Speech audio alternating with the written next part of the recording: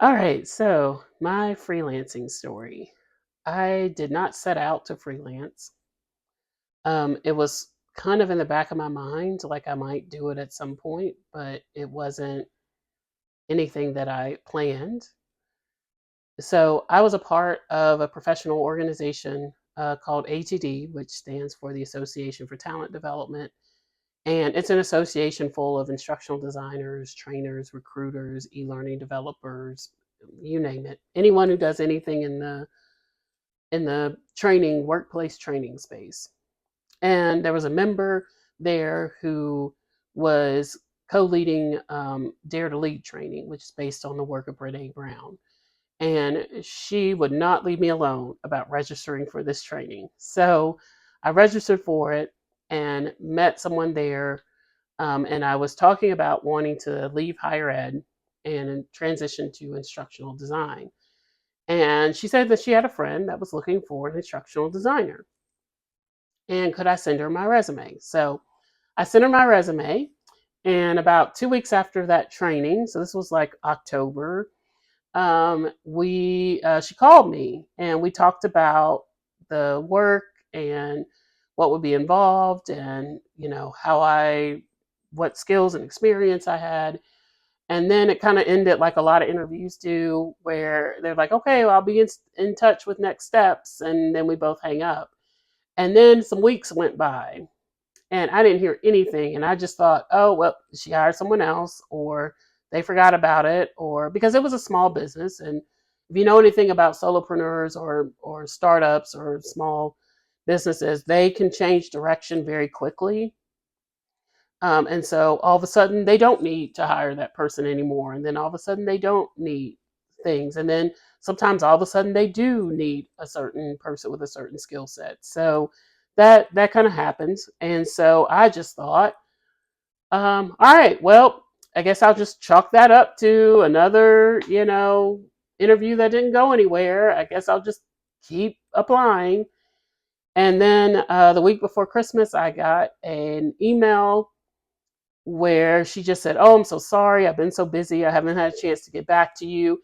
Here's the contract. We're going to start at the beginning of the year." And I signed that contract, and all of a sudden, I had my first instructional design job. So it happens just like that. And I had never worked a contract before. I didn't know what was involved. I just wanted to do the work.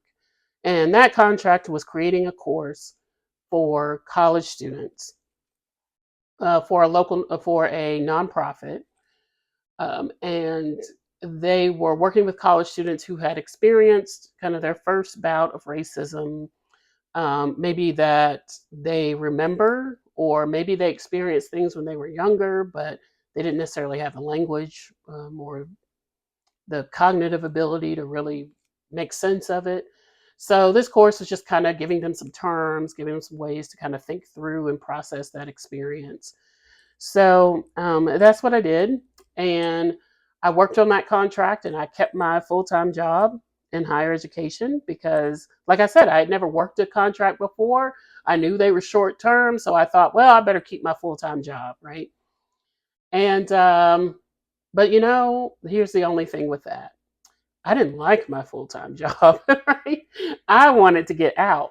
So I ended up leaving higher education officially in 2021. It's very early, February, and started just full time freelancing. And after that contract ended about April, I just kept getting people contacting me about doing some short term projects. And of course, like, this is middle, I guess, beginning, I don't know, middle of the pandemic. So no one's hiring really full time. It's really hard to get a full time job, right? Because everyone's very skittish about hiring full time. Um, so the contract freelancer market was booming, right? That's what everyone wanted. And so that's what I ended up doing. And it wasn't until August of 2022 that I started to think, well, if I'm going to kind of do this, I should probably organize better and reduce some of my liability and actually form a business and have a bank account.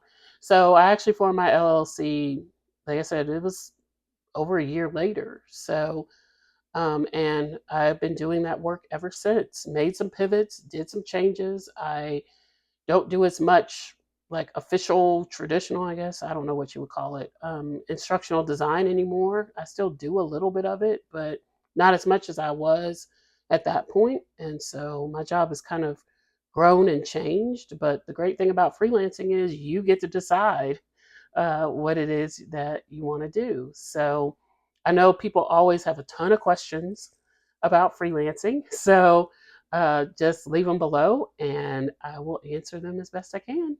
All right, talk soon.